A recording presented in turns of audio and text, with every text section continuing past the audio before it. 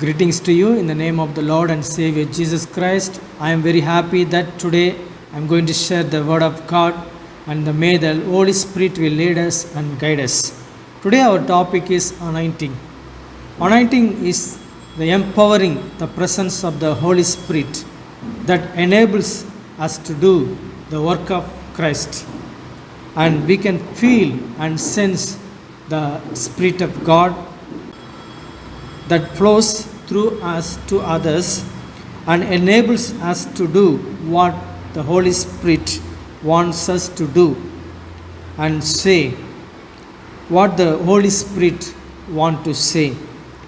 It is the key. The anointing is the key for the church growth and the salvation and to be witness among many nations according to Acts 1:8. And through the anointing we can do the healing and miracles.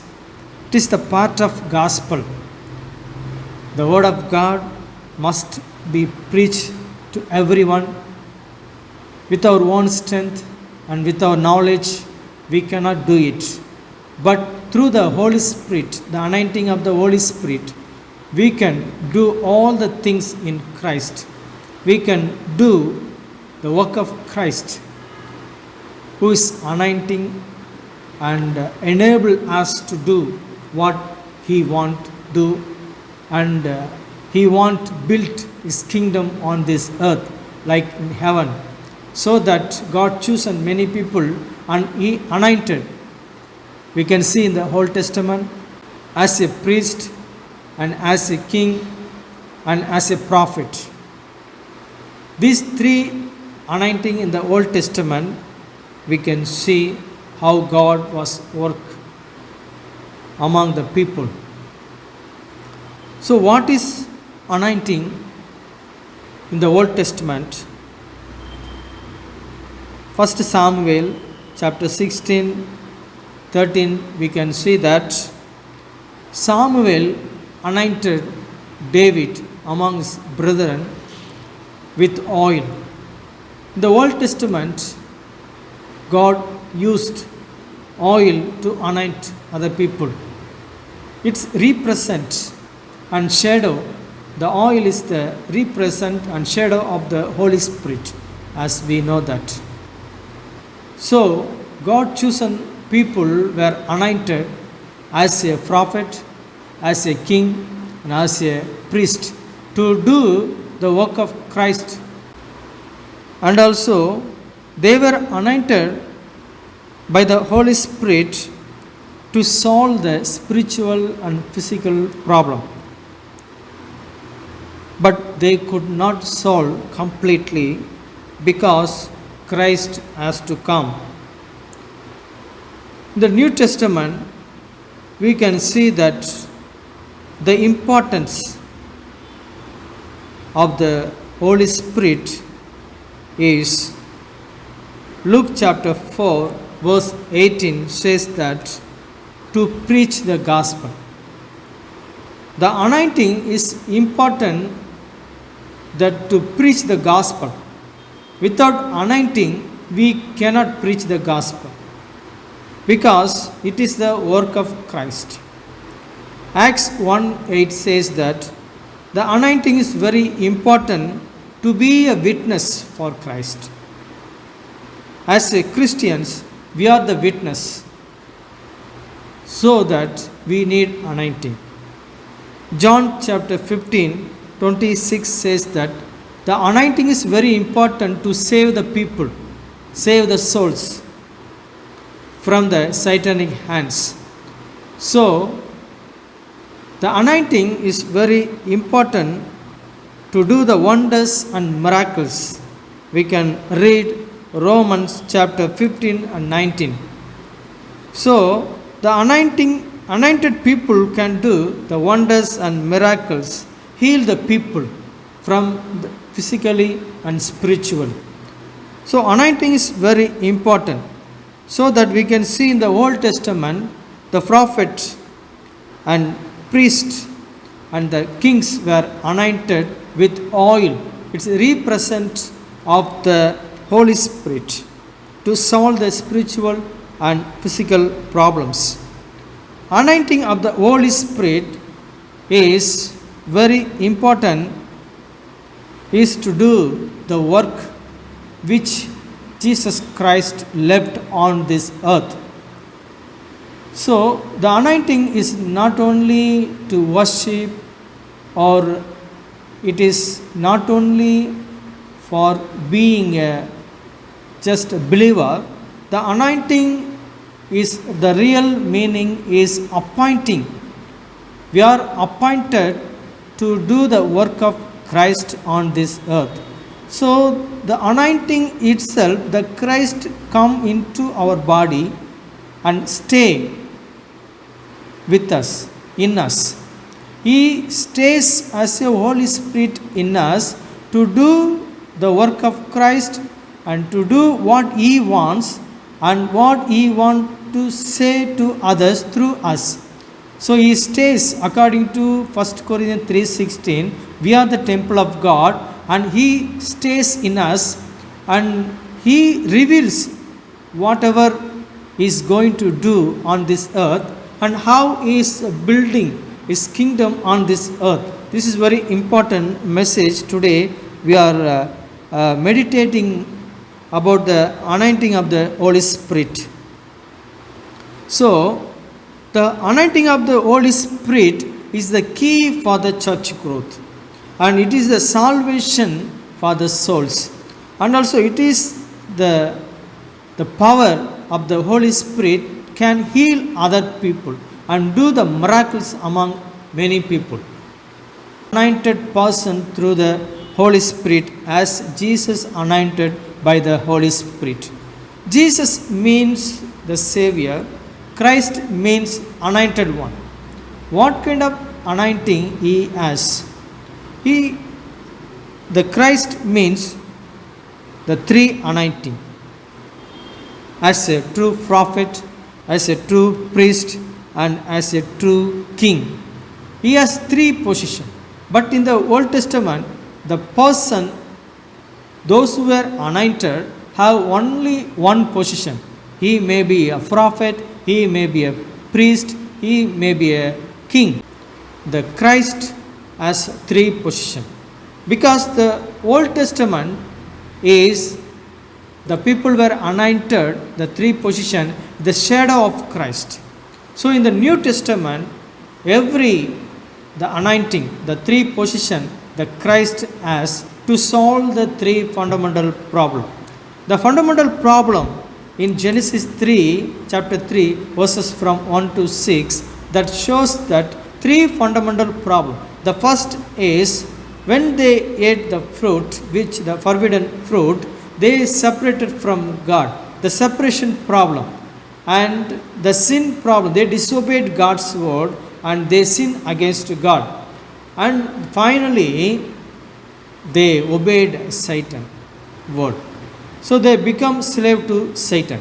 So these are three fundamental problem we have in the Old Testament. So who can solve this problem?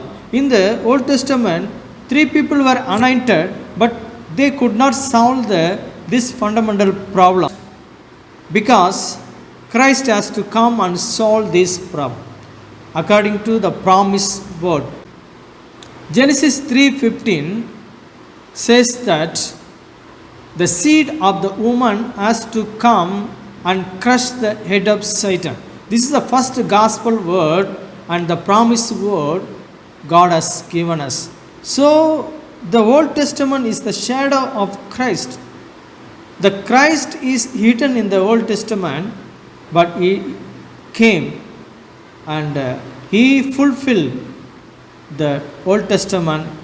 We can read in the New Testament. So the Old Testament is the promise of God, and the New Testament is the fulfillment of God. The Old Testament says that Christ will come. That's the promise. In the New Testament we can see Christ came and He solved these three fundamental problems. We can see in Hebrew chapter 10 verses from 19 to 22. So he is the true prophet, and he is the one who can solve the separation problem. He solved the separation problem on the cross. So Christ has a three position as a true prophet and true priest and true king. He solved the fundamental problem with three position. As a true prophet, he solved the separation problem. He showed the way to meet God. So he said, I am the way and truth and the life. John chapter 14:6. So he is the only way to meet God. Those who believe, they can be the person who can meet God. And he is the true priest. We can read Hebrew chapter 9 verses from 11 to 16. He is the true priest who can forgive all our sins. And the Old Testament, we can see the priest can go inside for the sins of the people, and he can get the forgiveness from God. But the true priest, he shed all his blood for us on the cross. He shed all the blood for us, and he brought the salvation for our sins. So that the original sin is solved on the cross. So the third problem is the slave to Satan.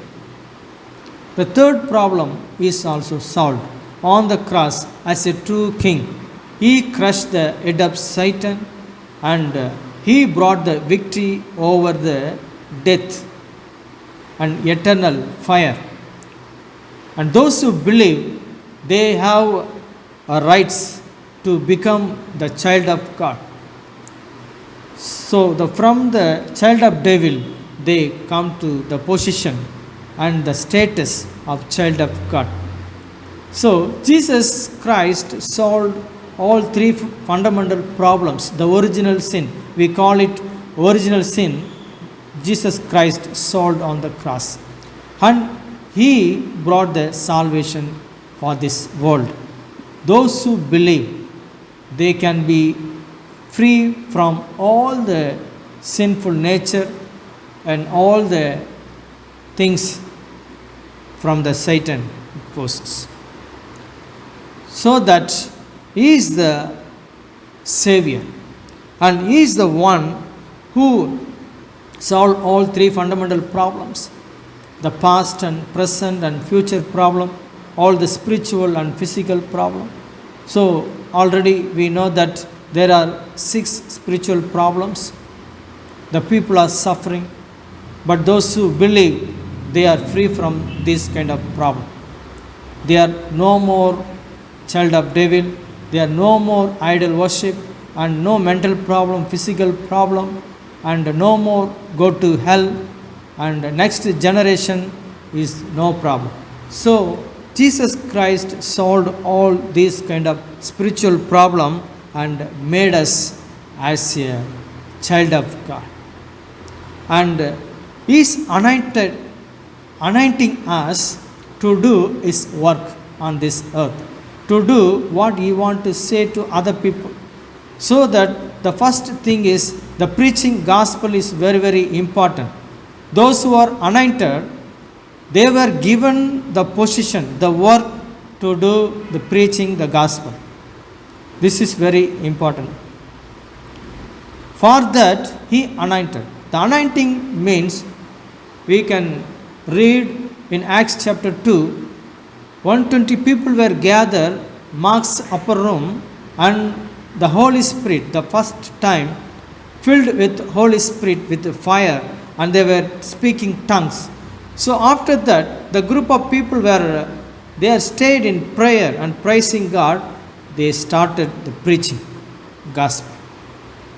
When they received the power of the Holy Spirit, they are able to preach the gospel, and they are able to do the miracles. Even when Peter just walked by his shadow people healed. So that anointing of the Holy Spirit is to do the work of Christ as a prophet, as a priest, as a king. God chosen us. God chosen us to be spiritually, not the political king.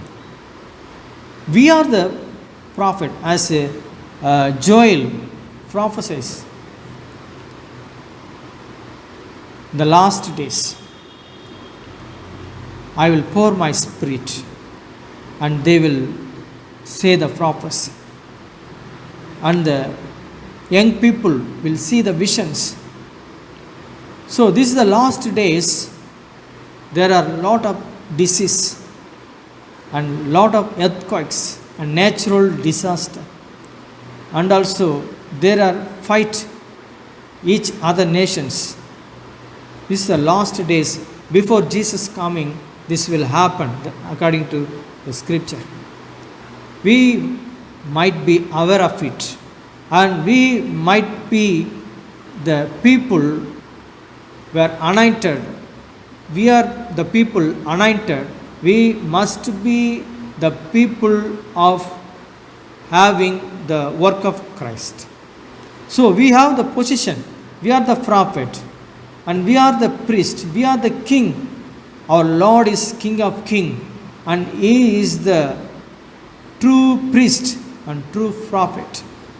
So as a child of God, we were anointed to do the work of Christ. So this is very much important. So what kind of things we have to do it?